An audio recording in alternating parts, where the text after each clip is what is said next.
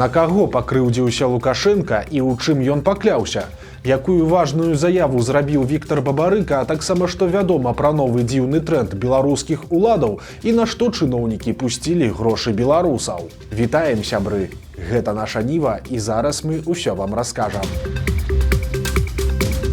Лукашенка дзёрзка выказаўся пра апошнія падзеі, схаваўшы за пагрозамі і абразамі сваю злосць і крыўды. Адбылося гэта падчас саміта Еўразійскага эканамічнага саюза, які прайшоў на выхадных у казахстанскай Астане. Адказваючы на заяву украінцаў пра 500 цэляў у Беларусі, Лукашенка вырашыў пафанабэрацца, але выйшла хутчэй трывожна для сваіх, бо ён фактычна намякнуў на магчымы удар з Беларусі па Киеве. Они, может, и определили 500 целей. Спасибо, что у нас 500 целей для них есть. У нас есть одна цель, очень серьезная, с точными координатами и совсем недалеко от Беларуси. Это же они тоже понимают. Затым жа Лукашенко пакляўся, што беларускія войскі ніколі не будуць прымаць удзел у вайне. Это никогда не будет.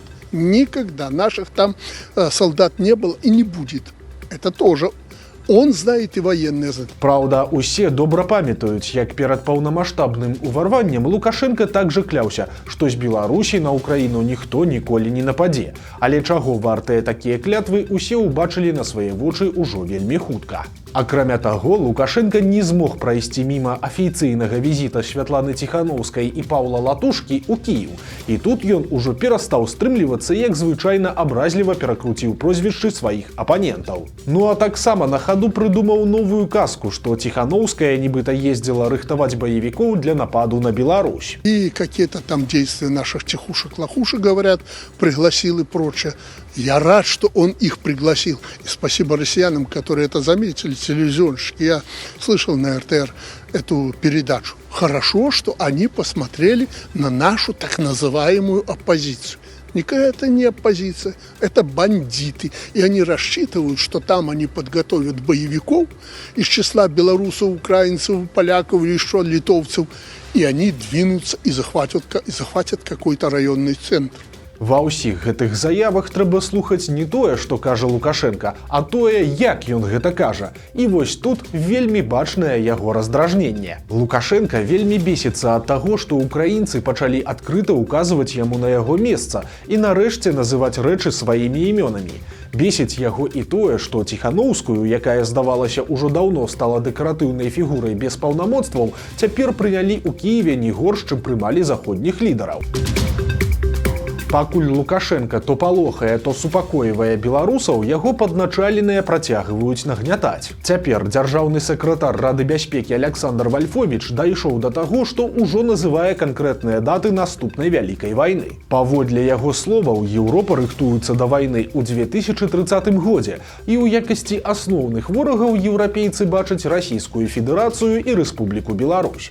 Праўда, навошта гэта Еўропе Вальфовіч удакладняць не стаў, дадаўшы толькі фразу нібыта з савецкай прапагандысцкай метадычкі. Цытата. Гэта агрэсіўная мілітарыстычная палітыка Захаду, якая накіраваная сёння якраз на падрыў міру і бяспекі. Канец цытаты.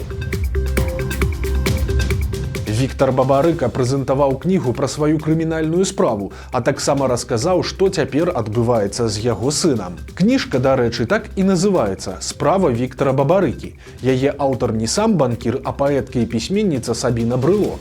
У аснову выдання пакладзеныя архівы, інтэрв'ю, матэрыялы праваабарончых арганізацый і дакументы адвакатаў. Але на прэзентацыі кніжкі на варшаўскім кніжным кірмашы з'явіўся і Віктор Бабарыка, сабраўшы вялікую чаргу па аўтографы. Акрамя таго, палітык адказаў на некалькі пытанняў, асабліва падкрэсліўшы наступны момант. Паводле Бабарыкі, калі ён чуе абвінавачанні ў наіўнасці, то ўспрымае іх хутчэй як кампліменты. Цытата. «Мне не вельмі падабаецца слова «наіўны» ў значэнні «дурны». Я думаю, што наіўны – гэта шчыры. У гэтым сэнсе самы наіўны чалавек – Марк Шагал. Самая шчырая кніга пра наіўнасць – «Маленькі прынц».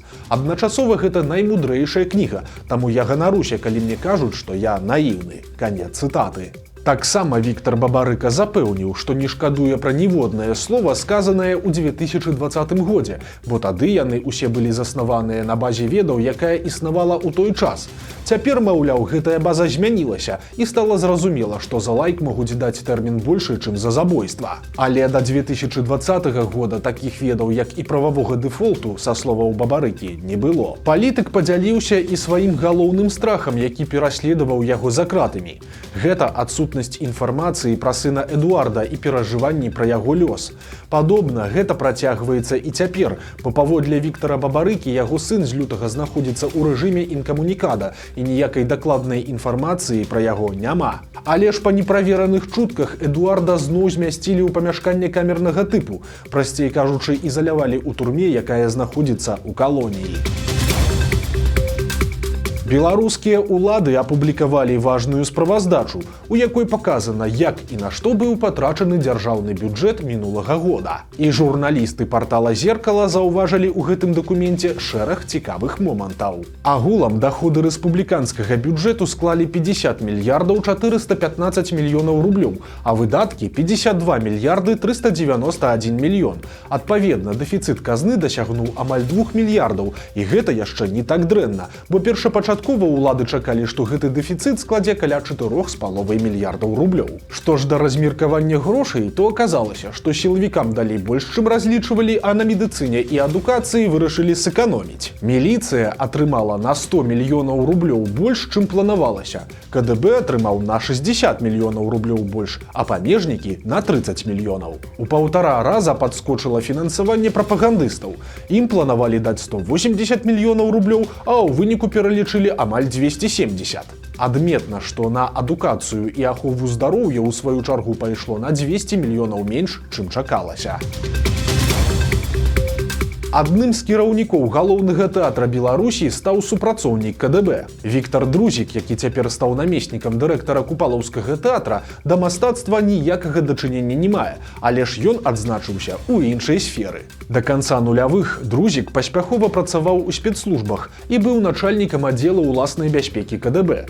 Затым ён працаваў у гандлёвым доме «Усходні», які належыць кіраўніцтву справамі Лукашэнкі, дзе займаў пасаду намесніка дырэктара. Ну а цяпер, як бачым, Друзік быў прызначаны прыглядаваць за артыстамі. Прычым, гэта ўжо не першае і не другое такое прызначэнне, і сілавікі ў тэатрах становяцца новым трэндам ад уладаў.